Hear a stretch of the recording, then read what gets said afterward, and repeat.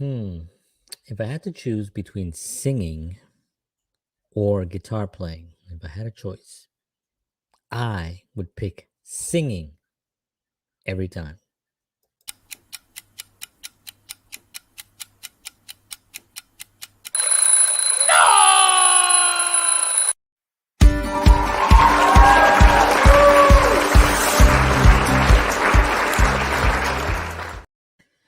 Hello, hello. Good morning, everyone. John Henry Soto here. It is 7 a.m. Welcome. It is Monday, May 24th, 2021. We are here doing this thing I do. My chair just fell down. Okay, I'm back. And let me see what we got going on today. Well, I had a good weekend actually. Did a lot of things. Yesterday I was feeling a little drained, so I kind of took a nap during the day, which I don't do too often. But I think I was the week getting up early every day, Monday through Fridays, doing this and then doing all the other things. I think I got a little tired and I needed the body to go into a little bit of a rest. So which I did, and then I slept last night. So today I feel really, really good and ready to take on the world. Hope everyone out there is having a great morning and enjoying yourselves. I wanted to do this show for a while because I love singing and I love singers. And some of my greatest joys are just listening to a great singer.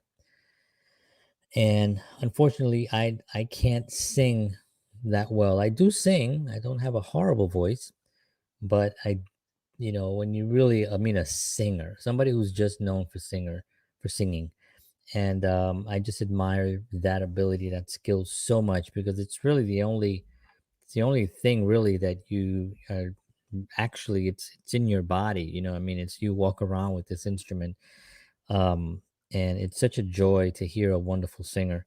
So I love singers, and I thought, I'm gonna do my top singers now.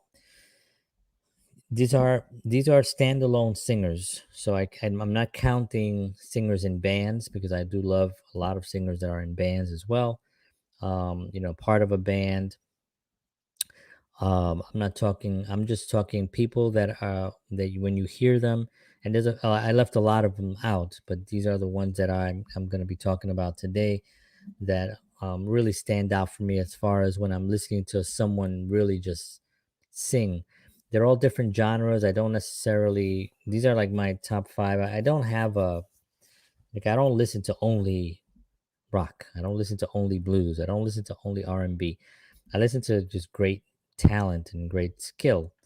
So, um, so these five singers are from different genres and different even language, but they are people that I listen to all the time because of their sheer incredible vocal talent, God-given skills to sing and to really also communicate a thought with the song. Just really have a beautiful singing is not just about being able to sing, right? It's about being able to also tell a story within that talent. It's like any instrument or like any art, right? Within the art, you want to be able to tell your story, and it's a communication that you're giving out into the world. When you have this tremendous skill to give out this communication, and you do it just vocally, it is just so impressive. I mean, I'm just always impressed whenever I hear some of these tracks, which I've heard I gotta say thousands of times some of these. I mean, it's pretty sad some of those how many times I've listened to the same tracks over and over and over and over and over.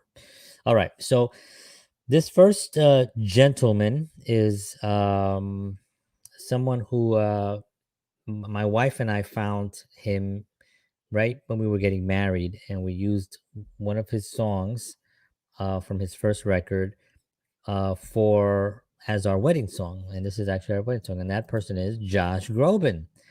So Josh Groban is really an amazing vocalist, incredible voice. He also happens to be a really good drummer and a pretty good actor, as a matter of fact. So he hits all areas.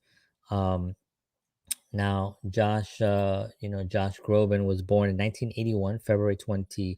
7th. My daughter was born February 23rd, so not too far. He's an American singer, songwriter, musician, actor, and record producer. His first solo albums have been certified multi-platinum, and he was charted in 2007 as the number one best-selling artist in the United States with over 22.3 million records. As of 2012, he had sold over 25 million records worldwide. Groban originally studied acting, but moved to singing as his voice developed. Groban attended Los Angeles County High School for the Arts, a free public school on the campus of California State University in Los Angeles, where students received a conservatory style education. David Foster called Groban to stand in. I remember this story.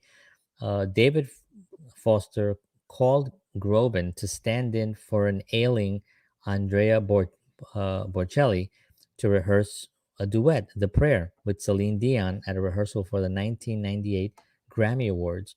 Rosie O'Donnell immediately invited him to appear on her show. Foster asked him to sing at the California Governor's Gray Davis, the 1999 inauguration.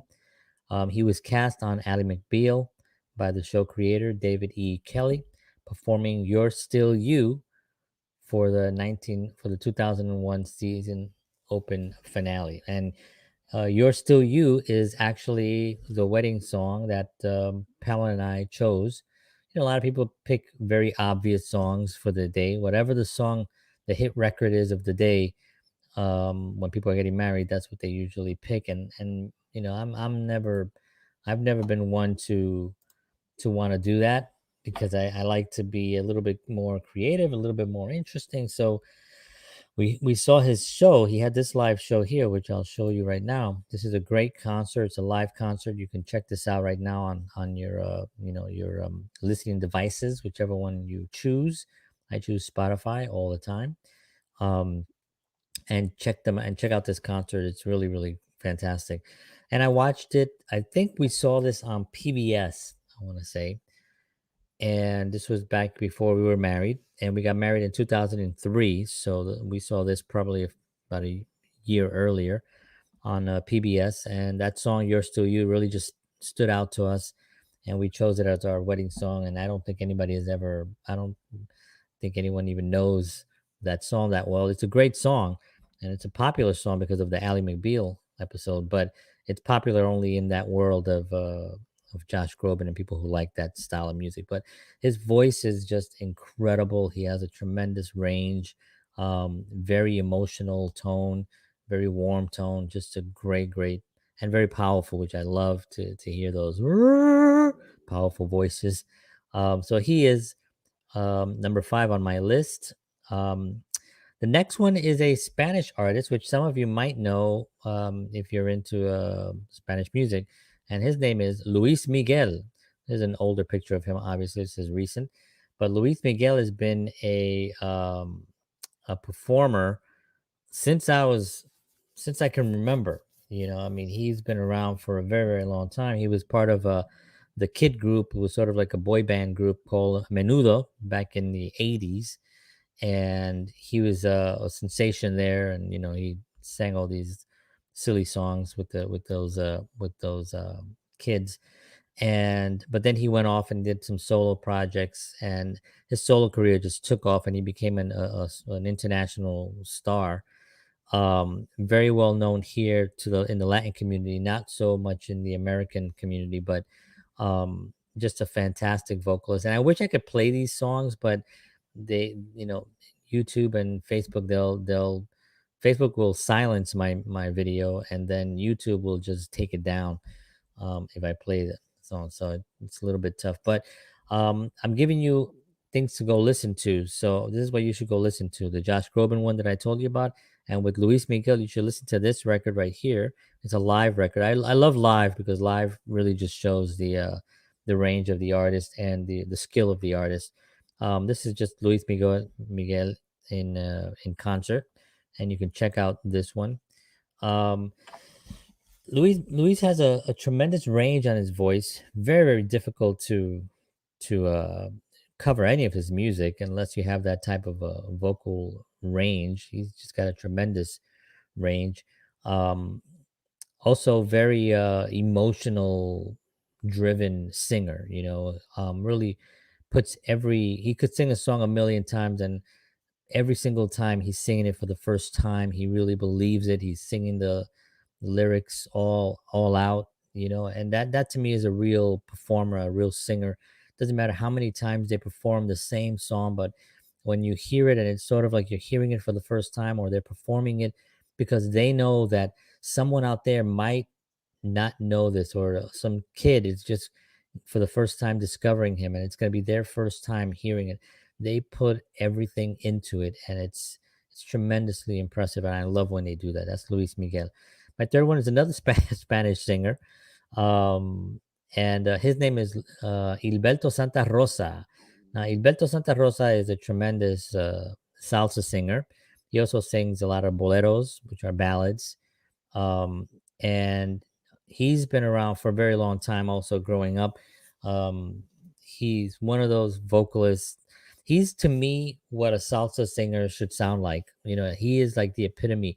They call him. Actually, I didn't read anything about Luis Miguel. Let me go back a little bit and read about Luis Miguel because I totally forgot.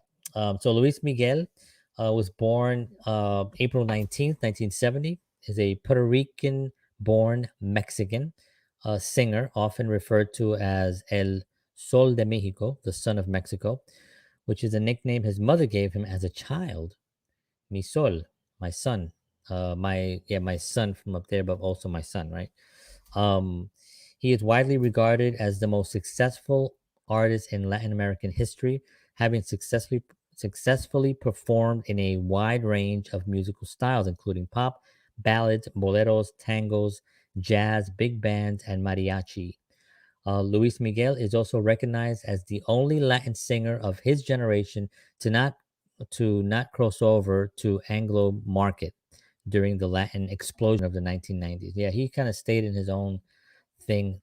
There was one song where he sang in English called America, right? America. I don't know if you guys ever heard that song, but it's a wonderful song called America.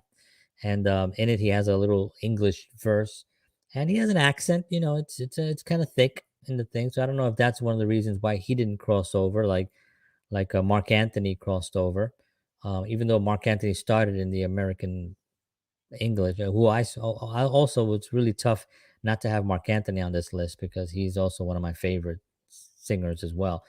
But he crossed over really, really strongly because he had such a good speaking English voice as well as Spanish.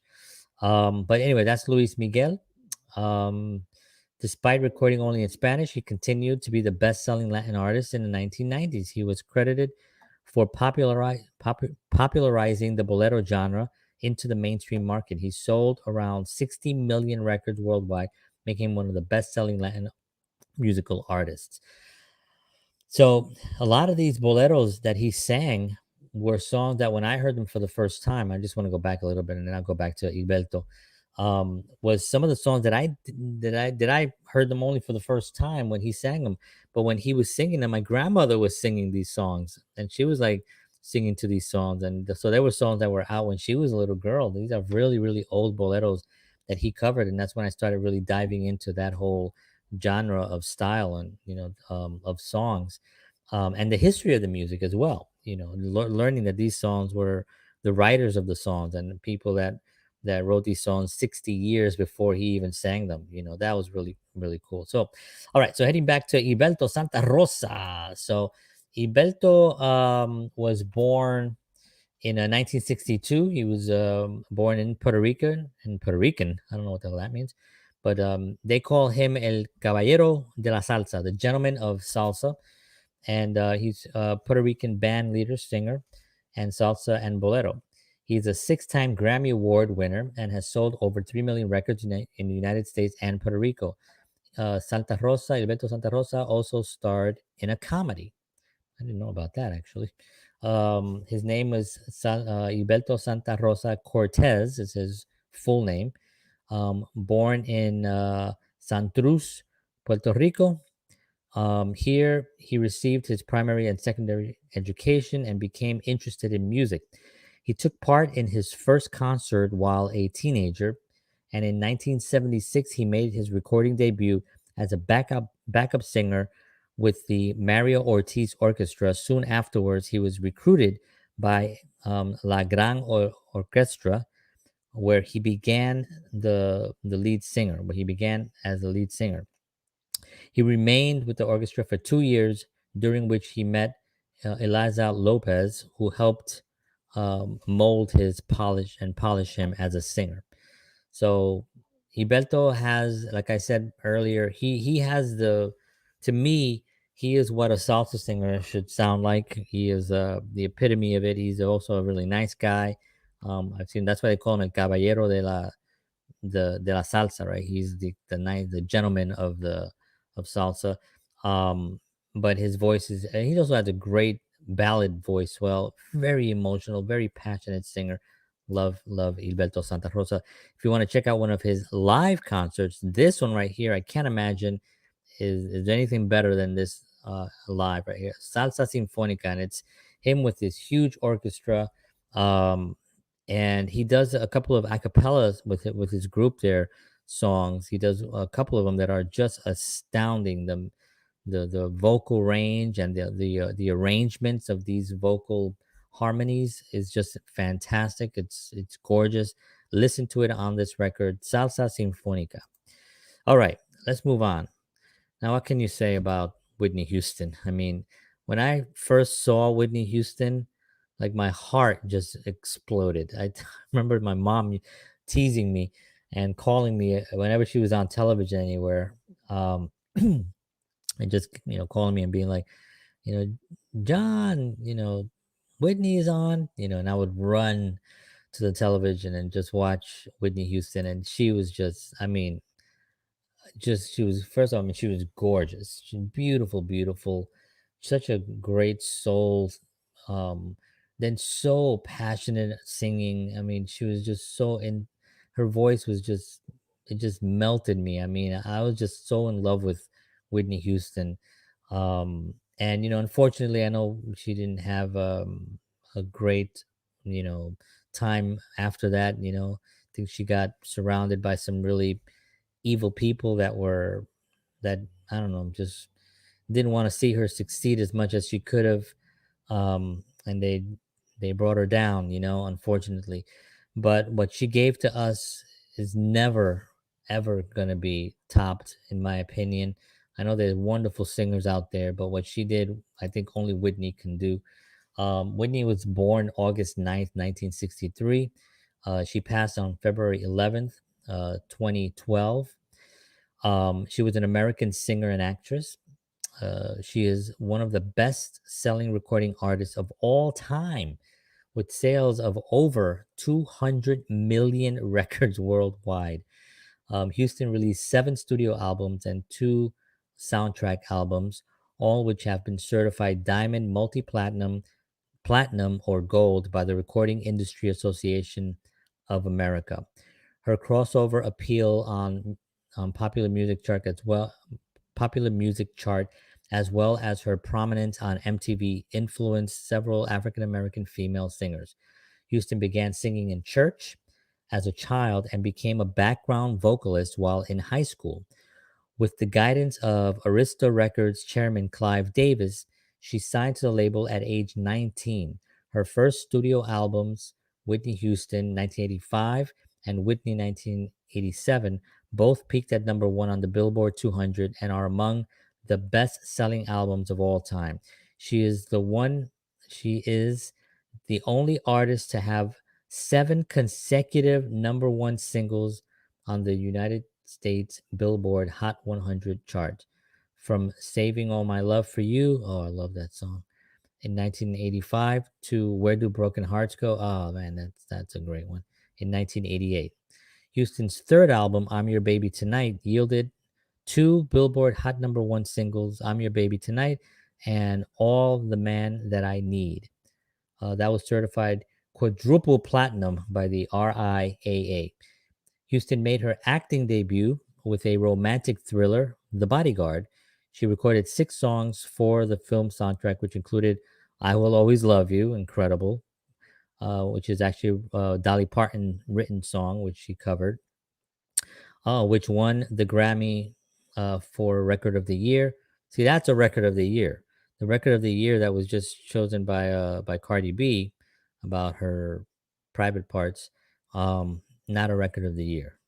This Whitney Houston, "I Will Always Love You," written by Dolly Parton, that is a Grammy Award for Record of the Year. Thank you. Um, that's my soapbox moment. Um, won also it won the Grammy Award for for Album of the Year and remains the best-selling soundtrack album of all time. Houston starred and recorded the soundtrack for two other high-profile films, which is Waiting to Exhale, and The Preacher's Wife. So Whitney Houston, I mean, what can you say? I mean, she is the one, and I know that there was a lot before her where you talk about, Ella Fitzgerald and you talk about Dionne Warwick, who's actually her cousin, also another great favorite singer of mine, Dionne. Gladys Knight. Oh, I love Gladys Knight. She's incredible. And but Whitney, for me, especially at that time when she came out in 1985, I was a teenager, so I was like, I'm in love, I'm in love. She's amazing. So they just put out last year, as a matter of fact, this, which is it's not one full performance, but it's her greatest performances live. So it has a lot of different great performances. This was just came out. It's wonderful. You have to listen to it. I've been listening to it a lot on Spotify. It's great. Please check it out because it is really super, super awesome good.